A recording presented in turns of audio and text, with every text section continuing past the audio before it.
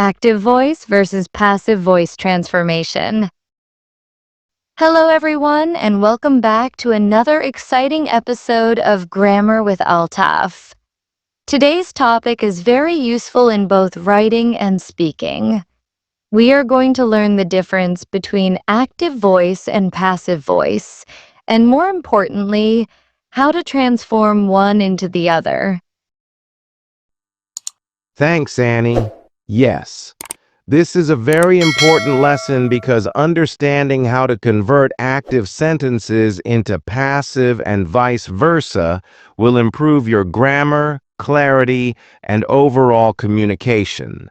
Let's get started and break it down in the simplest way possible. Let's begin with the basics. What exactly is the active voice? Well, when the subject of the sentence performs the action, it is said to be in the active voice. For example, the chef cooked the meal. In this sentence, the chef is the subject and he is doing the action of cooking. Exactly. Now, when we turn this sentence into the passive voice, the object of the action becomes the subject of the sentence. So, the meal was cooked by the chef. Here, the meal is receiving the action. The action is still the same, cooking, but the focus has changed. That's the key difference. Active voice focuses on the doer of the action, while passive voice focuses on the receiver of the action.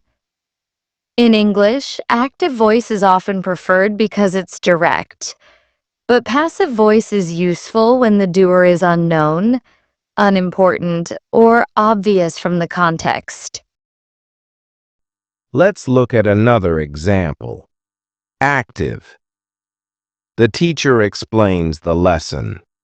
Now, if we convert it into passive, it becomes, the lesson is explained by the teacher. See how we shifted the object the lesson to the subject position and used is explained to match the present simple tense? Yes, and that brings us to the structure. To transform an active voice into a passive voice, we follow this formula. Object plus form of be plus past participle of verb plus by plus subject. So for present simple, like in your example, explains becomes is explained. For past simple, explained becomes was explained. Let's practice a few more sentences. How about this one? Active. They built the bridge in 2010. Passive. The bridge was built in 2010. Did you notice that we didn't mention they in the passive sentence? That's because in some cases, the subject isn't important or doesn't need to be stated. That's right. And sometimes we use passive voice intentionally to avoid blaming someone or to sound more formal. For example, active. Someone stole my phone. Passive. My phone was stolen. It removes the focus from the thief and puts it on the action. Very useful, especially in news reporting or scientific writing, like active. Researchers discovered a new virus. Passive. A new virus was discovered. In scientific contexts, the action is more important than the doer. Now let's talk about different tenses. Many students ask, can all tenses be changed into passive? Well, not all, but most can. Let's try with a few. Present continuous. Active. She is writing a letter. Passive. A letter is being written by her. Past continuous. Active, and they were cleaning the room. Passive. The room was being cleaned by them. You can see the pattern here. The continuous tenses use being before the past participle. What about present perfect? Active. He has completed the report. Passive.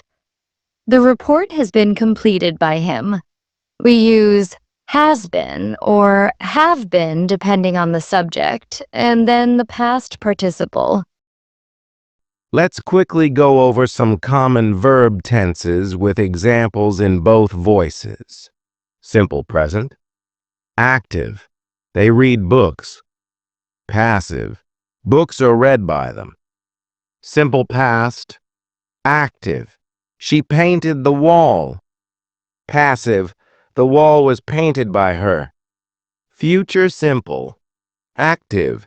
He will deliver the parcel. Passive.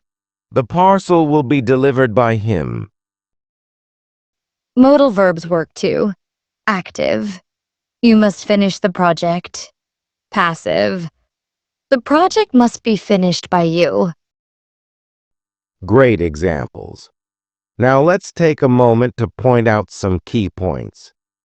Not every sentence can be made passive. For example, intransitive verbs like sleep, go, or arrive can't be used in the passive voice because they don't take an object. Passive voice always uses a form of be plus past participle. Passive voice is often longer and less direct, so use it when it fits the purpose. I agree. Many English exams and formal writing prefer active voice for its clarity, but understanding passive voice is still essential for full command of the language. Let's try a little exercise for the viewers. I'll say an active sentence and Annie will change it into passive. Active. The manager approved the budget. Passive. The budget was approved by the manager. Now my turn. Active. The students will attend the workshop. Passive. The workshop will be attended by the students. Perfect. This is how you can practice at home. Take any sentence and try converting it. Also, remember that in real-life conversation, passive voice is less common. But in written English, especially in reports, instructions, or official notices, it is very useful. Before we wrap up, let's do a quick review. Active voice, subject does the action, the cat chased the mouse. Passive voice, subject receives the action. The mouse was chased by the cat. And transforming between them depends on identifying the subject, verb, and object correctly. So today, we've learned what active and passive voices are, how to identify them, how to convert sentences between the two, and when to use each one. We've covered several tenses with examples and explained the structure you need to follow.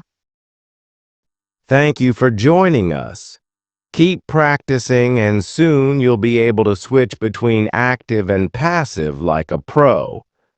Don't forget to subscribe to Grammar with Altaf for more easy and practical English lessons. We'll see you in the next video. Till then, keep learning and keep growing. Bye for now.